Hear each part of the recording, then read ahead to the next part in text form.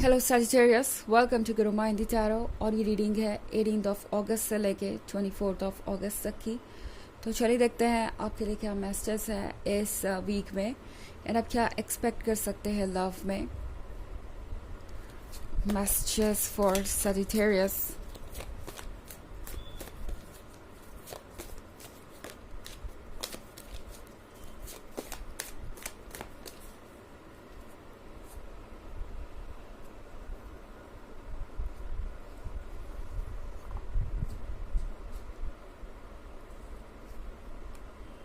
Two of Visions, Keeper of Challenges, Ace of Wands, Two of Spells,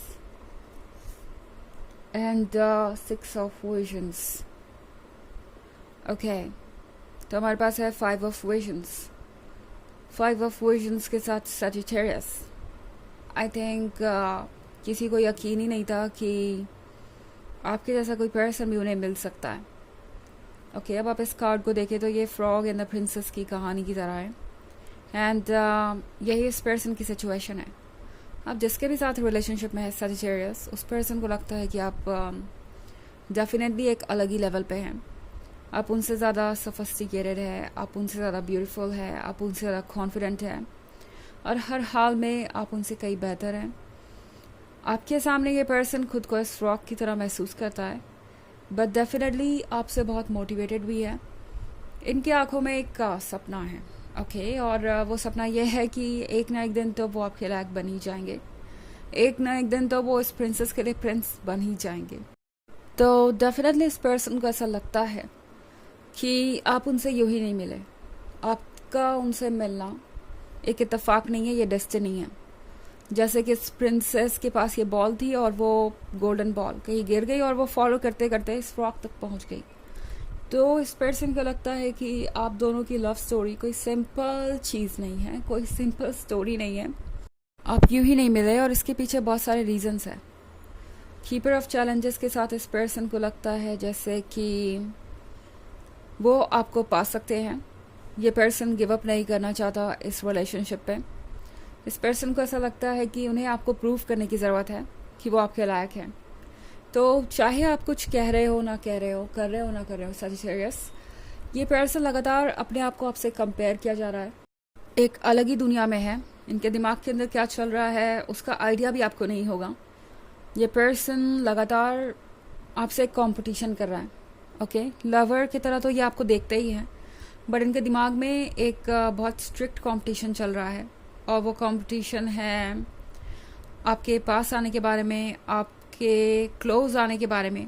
ये person आपको कुछ continuously prove करना चाहता है एंड इन्हें लगता है कि एक ना एक दिन तो वो आपको ये प्रूव कर ही देंगे कि वो आपके लायक है और आप उन्हें चूज़ कर ही लेंगे। तो पता नहीं क्यों इस पर्सन को ऐसा लग रहा है सजिटेरियस जैसे कि उन्हें इग्नोर किया जा रहा है।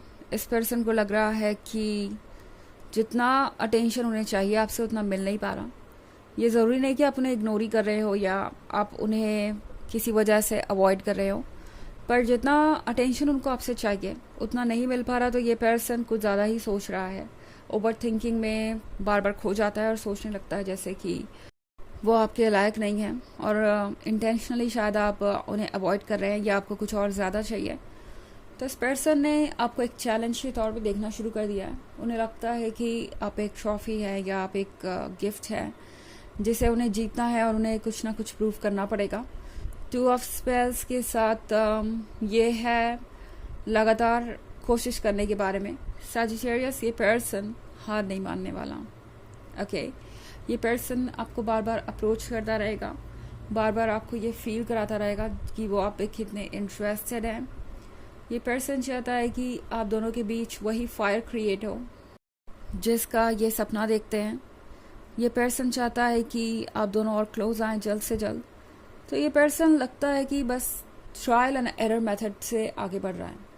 ओके, ये एक ट्रिक ट्राई करेंगे, अगर वो वर्क नहीं करती तो फिर अगली ट्रिक ट्राई करेंगे और ये कंटिन्यू करते रहेंगे जब तक कि ये नहीं हो जाता सिक्स ऑफ विजन्स। मतलब उनका जो ड्रीम है वो ट्रू नहीं हो जाता। वो आप इस लड़की को गौर से देखें, तो ये इस बुक को पढ़ रही है। ये है एक फेरी टेल के बारे में, और इस फेरी टेल में से ये फेरी निकल के रियल वर्ल्ड में आ गई है। तो इनके दिमाग में एक फेरी टेल चल रहा है, आपके साथ एक फ्यूचर इमेजिन कर रहे हैं, और ये पर्सन तब तक कोशिश करता रहेगा जब तक ये फेरी टेल ट्रू नहीं हो जाती और आप उनमें दिलचस्पी नहीं लेने लगते। अब इसका मतलब ये नहीं है कि ये पर्सन आपको फोर्स करेगा, बट हाँ, कभी कभी ओवरवेल्म ज़रूर कर सकता है। आपको कई बार कॉल कर सकते हैं, आपको कई बार टेक्स्ट कर सकते हैं, और बार बार इस रिलेशनशिप को आगे ले जाने की कोशिश करेंगे, जबकि उन्हें पता होगा कि शायद आप इसके लिए इतनी जल्दी रेडी ना हो।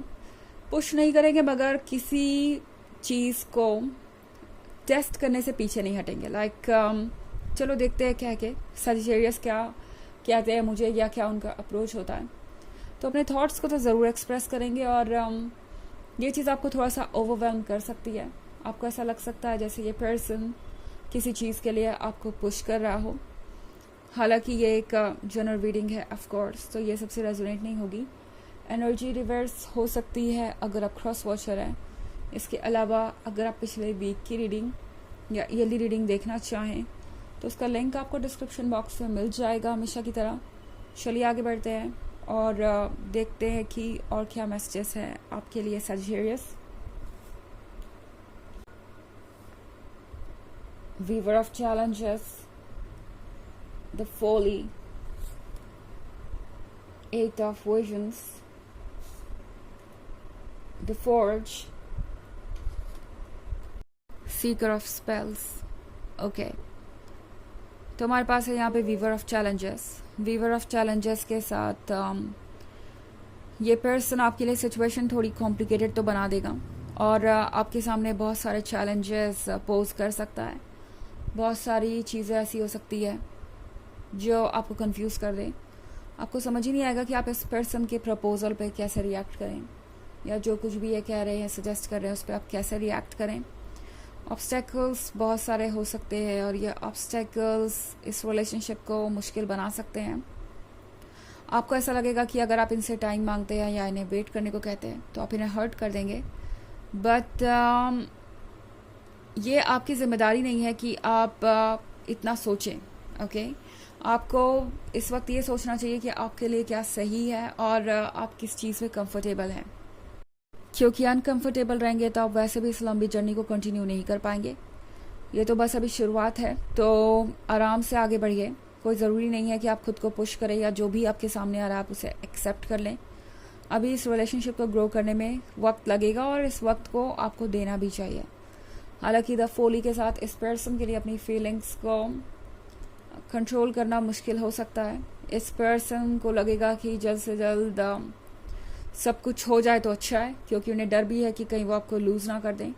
आफ्टर ऑल इतनी लंबी जर्नी के बाद जो आप उन्हें मिले हैं, ये एक ऐसा पर्सन हो सकता है जो काफ़ी बुरे दौर से अपने जीवन में गुजरा है, और इस अंधेरी रात के बाद, इस नेगेटिव दौर के बाद ये पर्सन पहली बार ये फील कर रहा है जैसे कि उनके भी सपने सच हो सकते हैं, उन्हें भी प्यार मिल सकता है। द फोर्ज के साथ हालांकि बहुत कुछ वर्क अभी करना बाकी है आप दोनों को। जैसा कि मैंने कहा, अभी जस्ट शुरुआत हुई है, तो आप रेडी रहिए नए चेंजेस के लिए। बट इसका मतलब ये नहीं है कि आप खुद को फोर्स करें किसी भी ऐसी चीज़ के लिए जिसके लिए आप प्रिपेयर्ड नहीं महसूस कर रहे हैं। इस पर वर्क करना ज़रूरी है। इन चीज़ों को अभी अपने हिसाब से शेप में लाने में आपको कुछ टाइम ज़रूर लगेगा। चलिए देखते हैं आपके लिए ऑरेकल मैसेज क्या है।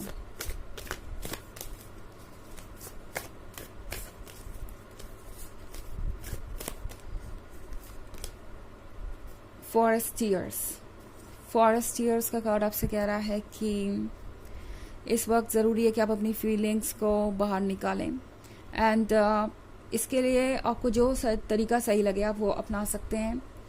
अगर आप कुछ समय के लिए उदास महसूस करते हैं, या आपको ऐसा लगता है कि कई बार आपके ऊपर चीज़ें हावी हो जाती हैं, तो कुछ समय अपने लिए निकालिए।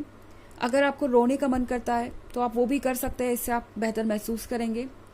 और ऐसा लग रहा है जैसे कि सजिटेरियस लाइफ बहुत कंफ्यूजिंग हो गई है इस पॉइंट पे। अब फॉरेस्टियर्स का क्या मतलब है इस रीडिंग के साथ, मैं वो समझ नहीं पा रही हूँ, क्योंकि वो हर पर्सन के लिए अलग होगा। बट जहाँ तक लग रहा है ऐसा लग रहा है कि कलेक्टिव रीडिंग में इसका मतलब है कि पुरानी चीज़ें हैं जो आपको रोक रही हैं शायद आगे बढ़ने से, या पुराने एक्सपीरियंसेस हैं जो आपको इस पर्सन पे डाउट करने पे मजबूर कर रहे हैं। अगर ऐसा है तो अपना वक्त लीजिए हीलिंग के लिए, एंड यही आपके लिए सबसे बेहतर होगा। ओके, तो ये है रीडिंग इस वीक की। आई होप आपको अच्छी लगी होगी। Thanks for watching, till next video, bye.